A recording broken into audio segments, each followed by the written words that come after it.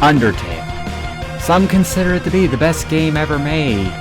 While I wouldn't go that far, I definitely see why some people consider it to be the best. It has almost everything near perfect, from the music to the characters, and for today's topic, the bosses.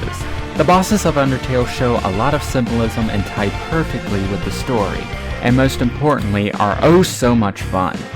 Well, sometimes. You'll see what I mean. But before we get started, let's talk about some basic rules. Number 1, this is entirely my opinion, which means some of you won't have the same feeling to some bosses like I do. So, you will disagree, but please respect my opinion nonetheless. Number 2, to be classified as a boss, the boss has to impact the story, so fights like Muffet do not count, as she was mainly just a filler and didn't impact the story at all. And spoilers! I will be spoiling major plots of Undertale in this list, so if for whatever reason you have not played Undertale, I encourage you to go to get the game. It is only $10 on Steam and well worth it. And definitely come back when you finish it. You'll thank me later. And without further ado, let's get started.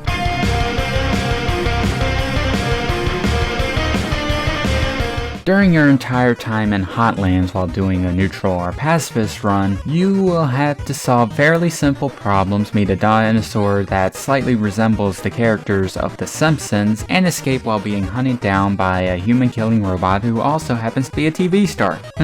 That's a new one. Anyway, Mettaton is, well, like I said, a robot who wants to beat your guts out and take your soul so that he can escape the underground to become a star on the surface. While that may seem gruesome enough, it doesn't get much better when you start realizing that most of it was just an act that Alphys made him put on. But then he decides that it was actually a good idea and that stealing your soul will allow him to go up to the surface. So then the fight begins. At the beginning of the fight, Mettaton's fight isn't really much different from the other ones. It's mainly repetitive, and the attacks are fairly similar to the two fights beforehand. But towards the end of the dialogue, you will be notified that there is a switch behind Mettaton that you have to turn around and flip. And when you do,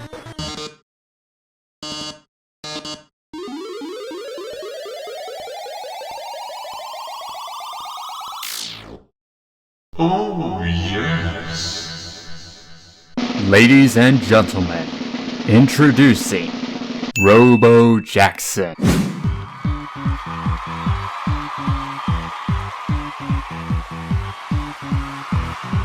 Mettaton's EX was something least to say I didn't expect. I mean, just look at those legs. Anyway, but back to the fight itself. The Mettaton EX fight is played differently than any other boss in the entire game. To win the fight, you have to boost the ratings by choosing some of the act options to increase them. And once you hit the milestone, you win the battle. Sounds simple, but it's made better that the fight acts like a normal TV action film. With posing, dancing, and heck, even eating an item will increase the ratings depending on the brand. There even is an essay, word of advice, just keep saying legs, he loves it. I don't know how they thought of that, to be honest. You either really have to be very creative or nuts. Probably the latter one, most likely. At the end of the fight, Mettaton starts to realize that there are plenty monsters down below and that if he leaves, they will have no one to look up to anymore. Which mainly decides that he's saving them. That or it's because his power will now. Probably the latter too.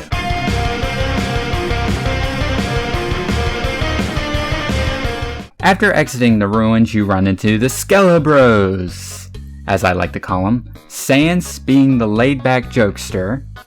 He's personally my favorite. And Papyrus, the serious yet quirky workaholic. Sounds like my dad. After that, you have to solve Papyrus's challenging puzzles.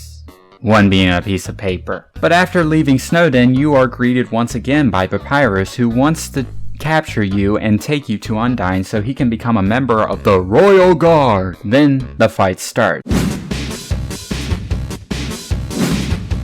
At the beginning of the Papyrus fight, it was somewhat a disappointment to me. His attacks don't even come close to hitting you unless you purposely run into them.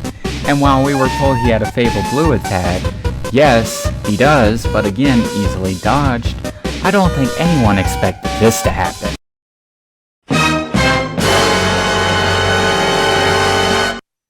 Oh, no way. I always thought Undertale's combat system was a little boring and thought it would never change, which had me on edge a little.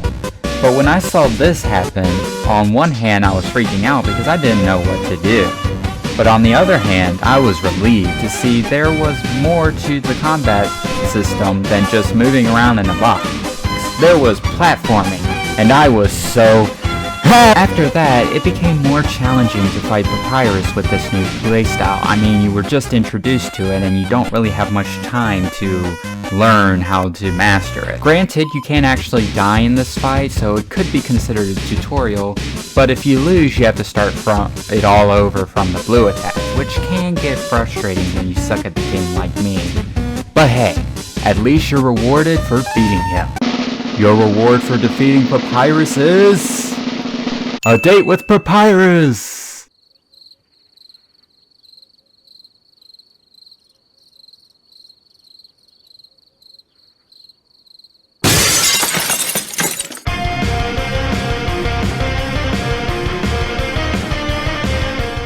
Number 3 and number 2 were hard to pick between. They basically brought the same amount of enjoyment out of each, so I couldn't decide between the two, so I decided to make the least love out of the two at number 3, and the most at number 2.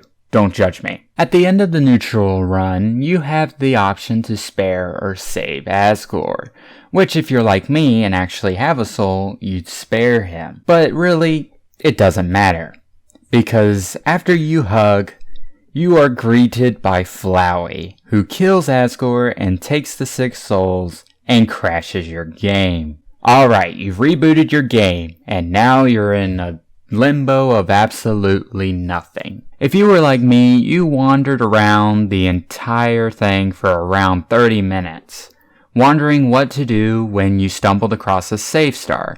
But instead of a save file, you're greeted with, oh my god, it's my mom's flower garden all over again.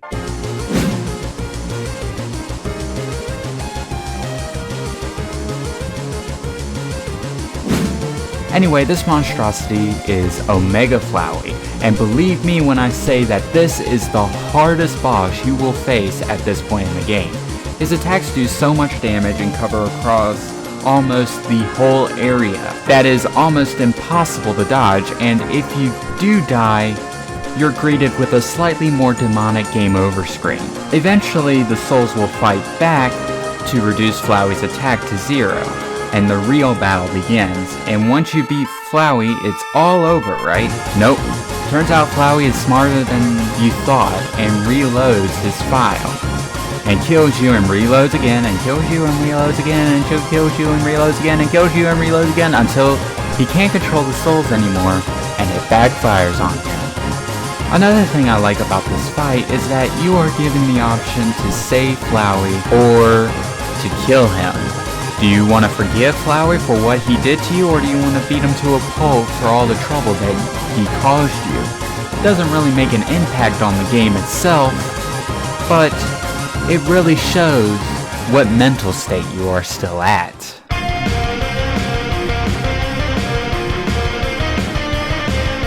Going down the path of genocide is, least to say, a bad experience.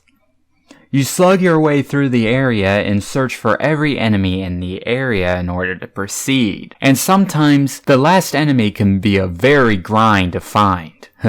Grind, get it? Because you're grinding?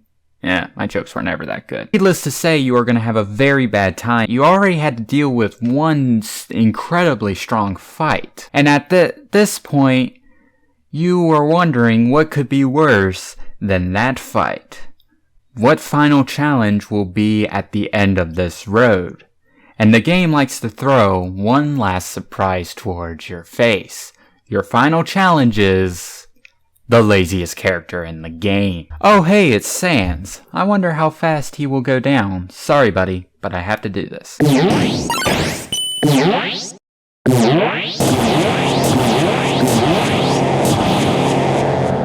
Oh.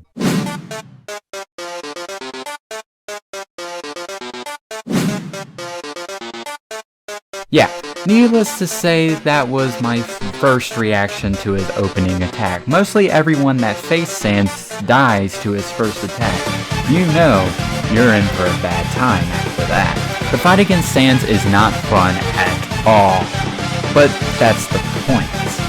Let me explain. Throughout your entire time in the Genocide path, you've been told by Sans himself, you will have a bad time. And Sans makes sure you have that bad time, even if he has to do it himself. Sans attacks are so crazy, it made the Undying fight look like a cakewalk. Not only does he have the most insane attacks, but no, the game had to go even further to take away your invincibility frames. Now, you might not realize how major this is, but Sans' normal attacks usually only do one hit of damage to you due to his one attack. But because you have no invincibility frames, it quickly escalates to 30, 60, and even 90. The game is very unforgiving when you don't dodge it correctly. Add the fact that the game pokes fun at you for losing, going as far to say that Sans is the weakest enemy in the game, and even to prove it by saying that he has only one attack and one defense, saying that he only can deal one damage to you, and that he will die in one hit. Now the trick to that is that he keeps dodging, which means all your attacks will eventually miss. The worst part about this fight is that the only way to progress is to, well, fight. You can't heal the whole time. You're trying to exhaust Sans so that it will become easier to hit him. So healing wastes a turn, so you have to make good judgment decisions whether to heal or whether to attack. Do you think you will survive the next time, or do you think you can hold out long enough to where you can attack him once, or do you need to heal? No matter how many times you die, you will still have a bad time. Even afterwards, when you defeat Sans, you will still have a bad time.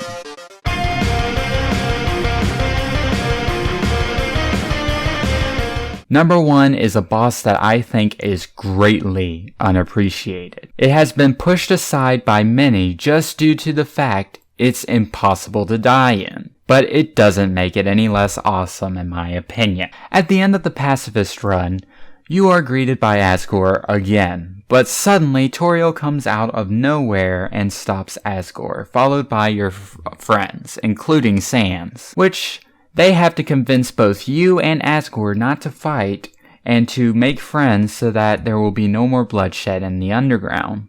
And while you may not be able to escape the underground now, at least you have all these friends to accompany you by, right? Yeah, until Flowey comes in there and captures them. Yeah, Flowey's becoming my least favorite character now. Anyway, after a long dialogue of determination and all the monsters coming to your aid to help you, Flowey, well, needless to say, murders them all. After he absorbs them all, he turns into... No way. It can't be. Wow, I don't think anyone expected this one.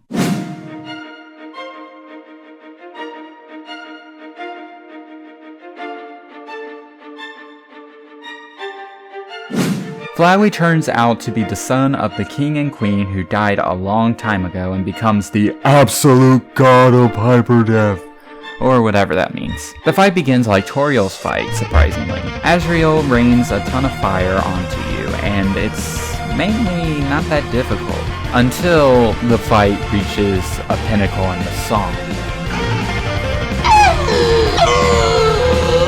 I am tripping balls, man. When did this become an LSD trip? There are so many things going through your mind at this point, like, am I taking drugs, or am I going to have a seizure? Or, if you were me, What is this amazing song that's playing in the background? During the Battle of Azrael, your main goal is to hope and dream, which is ironically the name of the song playing in the background, to survive to the end to start Phase 2, which we will get to in a second. But first, Phase 1. You have some of the most insane attacks to dodge. Granted, you can't die in this fight, but still, it's pretty insane nonetheless. After you survive, you are greeted by Super Stretchy Fat Man. No, I'm kidding. You're greeted with a demented Azrael. In Phase 2, which is where the main event takes place, you have to save your friends by performing various actions to make them remember you. Once they remember you, Azrael's power gets weaker.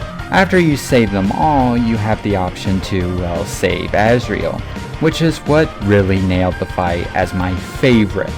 The feels are strong with this one. The main thing that I really like about this fight is, again, the dialogue, in which case the feels are so saddening.